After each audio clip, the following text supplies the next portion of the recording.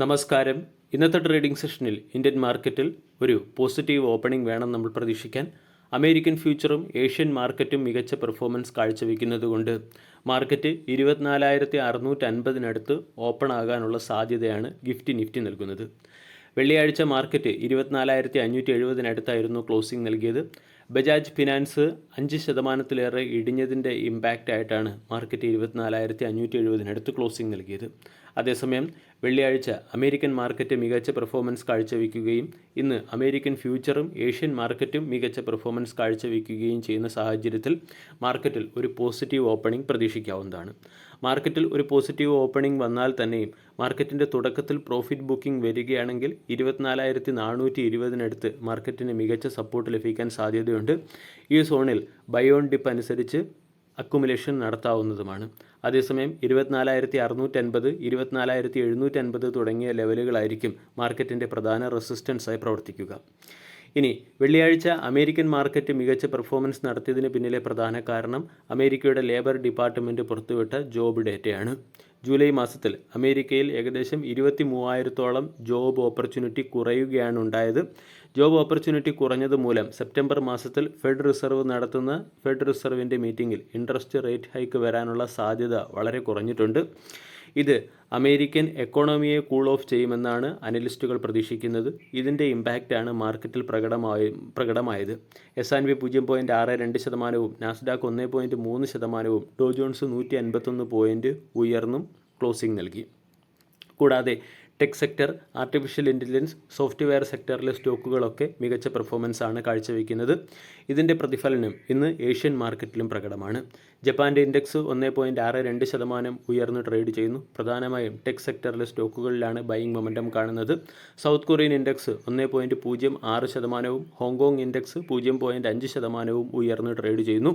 Global മാർക്കറ്റിൽ ഉടലെടുത്തിരിക്കുന്ന ഉയർന്ന ലിക്വിഡിറ്റിയുടെ impact Indian മാർക്കറ്റിലും Asian മാർക്കറ്റിലും പ്രകടമായിട്ടുണ്ട്. അതേസമയം മാർക്കറ്റിനെ സംബന്ധിക്കുന്ന ഏറ്റവും പ്രധാനപ്പെട്ട കൺസേണായി മാറിയിരിക്കുന്നത് ബ്രന്റ് ക്രൂഡിൻ്റെ വിലയിലുണ്ടായ വർധനവാണ്. സ്ട്രൈറ്റ് ഓഫ് ഹോർമൂസ് വഴി വ്യാപാരം പുനഃസ്ഥാപിക്കുന്നതുമായി ബന്ധപ്പെട്ട് ഇറാനും ഒമാനും തമ്മിൽ നടക്കുന്ന ചർച്ചകളിൽ കാര്യമായ പുരോഗതി ഉണ്ടാകാത്തതിൻ്റെ ഇമ്പാക്റ്റ് ക്രൂഡിൻ്റെ വിലയിൽ പ്രതിഫലിച്ചിട്ടുണ്ട്. ബ്രന്റ് ക്രൂഡിൻ്റെ വില $84 പെർ ബാരൽ എന്ന ലെവലിലേക്കും WTI ക്രൂഡിൻ്റെ വില $78 പെർ ബാരൽ എന്ന ലെവലിലേക്കും ഉയർന്നിട്ടുണ്ട്. ഇത് ഇന്ത്യ പോലെ ക്രൂഡ് ഇമ്പോർട്ട് ചെയ്യുന്ന രാജ്യങ്ങളെ സംബന്ധിച്ചിടത്തോളം ഒരു നെഗറ്റീവ് അപ്ഡേറ്റ് ആണ്. ഈ ഒരു സാഹചര്യത്തിൽ ഇന്നത്തെ ട്രേഡിംഗ് സെഷനിൽ ഇന്ത്യൻ മാർക്കറ്റിൽ ഒരല്പം കോഷ്യസ് അപ്രോച്ച് വേണം നമ്മൾ വെച്ച് പുലർത്താൻ. ഇനി ഇന്നത്തെ ട്രേഡിംഗ് സെഷനിൽ സ്റ്റോക്ക് സ്പെസിഫിക് ആക്ഷൻ വരാൻ സാധ്യതയുള്ള ചില പ്രധാനപ്പെട്ട സ്റ്റോക്കുകളെ പരിചയപ്പെടാം. ഒന്നാമത്തേത് ടൈറ്റാൻ്റെ ക്വാർട്ടർലി റിസൾട്ടിൽ കമ്പനിയുടെ നെറ്റ് പ്രോഫിറ്റ് 63% വർദ്ധിച്ച് 1,091 കോടിയിൽ നിന്നും 1,771 കോടിയിലേക്ക് എത്തി. റവന്യൂ 29% വർദ്ധിച്ച് 16,523 കോടിയിൽ നിന്നും 21,356 കോടിയിലേക്ക് എത്തുകയും എബിറ്റ 58% വർദ്ധിച്ച് 1,830 കോടിയിൽ നിന്നും 2,890 കോടിയിലേക്ക് എത്തുകയും ചെയ്തു. ഓലയുടെ ക്വാർട്ടർലി റിസൾട്ടിൽ കമ്പനിയുടെ നെറ്റ് ലോസ് 428 കോടിയിൽ നിന്നും 336 കോടിയിലേക്ക് കുറഞ്ഞിട്ടുണ്ട്. അതേസമയം റവന്യൂ 45% വർദ്ധിച്ച് 45% ഇടിഞ്ഞ് 828 കോടിയിൽ നിന്നും 485 കോടിയിലേക്ക് എത്തുകയും എബിറ്റ ലോസ് 237 കോടിയിൽ നിന്നും 165 കോടിയിലേക്ക് കുറയുകയും ചെയ്തു. ജംന ഓട്ടോയുടെ ക്വാർട്ടർലി റിസൾട്ടിൽ കമ്പനിയുടെ നെറ്റ് പ്രോഫിറ്റ് 6.5% വർദ്ധിച്ചപ്പോൾ റവന്യൂ 6.8% വർദ്ധിക്കുകയും എബിറ്റ 12% ഉയരുകയും ചെയ്തു.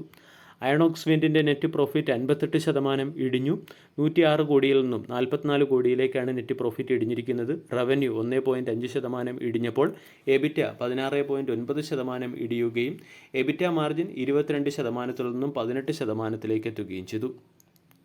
ഗോദാവരി പവറിൻ്റെ ക്വാർട്ടർലി റിസൾട്ടിൽ കമ്പനിയുടെ നെറ്റ് പ്രോഫിറ്റ് 2% വർദ്ധിച്ചു. റവന്യൂ 32% വർദ്ധിക്കുകയും എബിറ്റ 3% വർദ്ധിച്ച് 324 കോടിയിൽ നിന്നും 334 കോടിയിലേക്ക് എത്തുകയും ചെയ്തു. അഫ്കോണിൻ്റെ ക്വാർട്ടർലി റിസൾട്ടിൽ കമ്പനിയുടെ നെറ്റ് പ്രോഫിറ്റ് 77% ഇടിഞ്ഞു. റവന്യൂ 20% ഇടിയുകയും എബിറ്റ 42% ഇടിയുകയും ചെയ്തു. രാംകോ സിമെൻറ്റിൻ്റെ ക്വാർട്ടർലി റിസൾട്ടിൽ കമ്പനിയുടെ നെറ്റ് പ്രോഫിറ്റ് 63% ഇടിഞ്ഞപ്പോൾ റവന്യൂ 9.6% വർദ്ധിക്കുകയും എബിറ്റ 22% ഇടിയുകയും എബിറ്റ മാർജിൻ 19% നിന്നും 13% എത്തുകയും ചെയ്തു. ആസാദ് എഞ്ചിനീയറിംഗിൻ്റെ ക്വാർട്ടർലി റിസൾട്ടിൽ നെറ്റ് പ്രോഫിറ്റ് 20% വർദ്ധിച്ചു. റവന്യൂ 25% വർദ്ധിച്ചപ്പോൾ എബിറ്റ 30% വർദ്ധിക്കുകയും എബിറ്റ മാർജിൻ 35%-ൽ നിന്ന് 37%-ലേക്ക് ഉയരുകയും ചെയ്തു. കുപ്പിഡിൻ്റെ ക്വാർട്ടർലി റിസൾട്ടിൽ കമ്പനിയുടെ നെറ്റ് പ്രോഫിറ്റ് 15 കോടിയിൽ നിന്ന് 44 കോടിയിലേക്ക് ഉയരുകയും റവന്യൂ 59 കോടിയിൽ നിന്ന് 154 കോടിയിലേക്ക് ഉയരുകയും എബിറ്റ 16 കോടിയിൽ നിന്നും 60 കോടിയിലേക്ക് ഉയരുകയും എബിറ്റ മാർജിൻ 27 കോടിയിൽ നിന്നും 27%-ൽ നിന്ന് 38%-ലേക്ക് ഉയരുകയും ചെയ്തതുകൊണ്ട് കുപ്പിഡ് എന്ന സ്റ്റോക്കിനെ ഇന്നത്തെ ട്രേഡിംഗ് സെഷനിൽ ഫോക്കസ് ചെയ്യാവുന്നതാണ്. ഓയിൽ ഇന്ത്യയുടെ നെറ്റ് പ്രോഫിറ്റ് 72% വർദ്ധിച്ചു. റവന്യൂ 34% ഉയർന്നപ്പോൾ എബിറ്റ 76% വർദ്ധിച്ച് 3281 കോടിയിൽ നിന്നും 5793 കോടിയിലേക്ക് എത്തുകയും എബിറ്റ മാർജിൻ 35%-ൽ നിന്നും 46%-ലേക്ക് ഇംപ്രൂവ് ആവുകയും ചെയ്തു. ഇന്ന് ശ്രദ്ധിക്കുന്ന മറ്റൊരു സ്റ്റോക്ക് കെയ്ൻസ് ടെക് ആണ്. കെയ്ൻസ് ടെക്കിൻ്റെ പ്രോഫിറ്റ് 25% ഇടിഞ്ഞ് 74 കോടിയിൽ നിന്നും 56 കോടിയിലേക്ക് എത്തി. റവന്യൂ 40% വർദ്ധിച്ചിട്ടുണ്ട്. എബിറ്റ 29% വർദ്ധിച്ച് 113 കോടിയിൽ നിന്നും 147 കോടിയിലേക്ക് എത്തിയപ്പോൾ എബിറ്റ മാർജിൻ 16%-ൽ നിന്നും 15%-ലേക്ക് ഇടിഞ്ഞിട്ടുണ്ട്. ഫൈൻ ഓർഗാനിക്സിൻ്റെ നെറ്റ് പ്രോഫിറ്റ് 18% വർദ്ധിച്ചു. റവന്യൂ 18% വർദ്ധിക്കുകയും എബിറ്റ 42% ഉയരുകയും ചെയ്തതുകൊണ്ട് ഫൈൻ ഓർഗാനിക്സ് എന്ന സ്റ്റോക്കിനെ ഇന്നത്തെ ട്രേഡിംഗ് സെഷനിൽ ഫോക്കസ് ചെയ്യാവുന്നതാണ്. ലെമൺ ട്രീ ഹോട്ടൽസിൻ്റെ നെറ്റ് പ്രോഫിറ്റ് 20% വർദ്ധിച്ചു. റവന്യൂ 9% വർദ്ധിക്കുകയും എബിറ്റ 6.5% വർദ്ധിച്ച് 141 കോടിയിൽ നിന്നും 150 കോടിയിലേക്ക് ഉയരുകയും ചെയ്തു. അതുകൊണ്ട് ലെമൺ ട്രീ ഹോട്ടൽസ് എന്ന സ്റ്റോക്കിനെ ശ്രദ്ധിക്കാവുന്നതാണ്. ഇനി മറ്റ് ചില പ്രധാനപ്പെട്ട സ്റ്റോക്കുകളിൽ വന്ന ലേറ്റസ്റ്റ് അപ്ഡേറ്റ് കൂടി മനസ്സിലാക്കാം. ജിൻഡാൽ വേൾഡ് വൈഡ് എന്ന കമ്പനിയുടെ കടബാധ്യത കുറയ്ക്കുന്നതിന് വേണ്ടി കമ്പനി റൈറ്റ് ഇഷ്യൂ വഴി 650 കോടി രൂപയുടെ ഫണ്ട് റൈസ് ചെയ്യാൻ തീരുമാനിച്ചിട്ടുണ്ട്.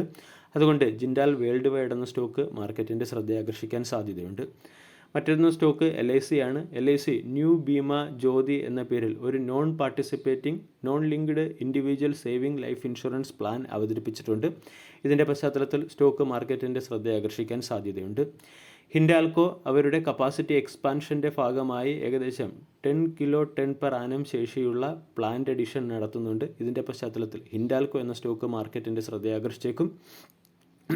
റോസൽ ടെക് സിസ്റ്റം എന്ന കമ്പനിക്ക് സെമി കണ്ടക്ടർ കസ്റ്റമറിൽ നിന്നും ഇലക്ട്രിക്കൽ വയർ ഹാർനസ് മാനുഫാക്ചർ ചെയ്യുന്നതിന് വേണ്ടി ഒരു ഓർഡർ ലഭിച്ചിട്ടുണ്ട്. അതുകൊണ്ട് റോസൽ ടെക് സിസ്റ്റം എന്ന സ്റ്റോക്കിനെ ഇന്നത്തെ ട്രേഡിംഗ് സെഷനിൽ ഫോക്കസ് ചെയ്യാം. വീഡിയോ എല്ലാവർക്കും ഇഷ്ടമായി എന്ന് വിശ്വസിക്കുന്നു. താങ്ക്